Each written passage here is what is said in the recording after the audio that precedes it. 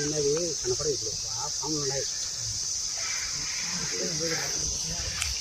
పాములు ఎంత పాములు ఉన్నాయి అంటే ఇప్పుడు అవి అయ్యే కనపడదు. చూసిన పాము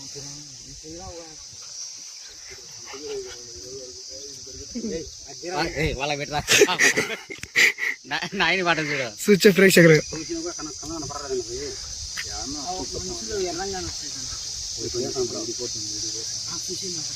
ఏం చూసినా మనం ముద్దులాడుకుంటాడు అలా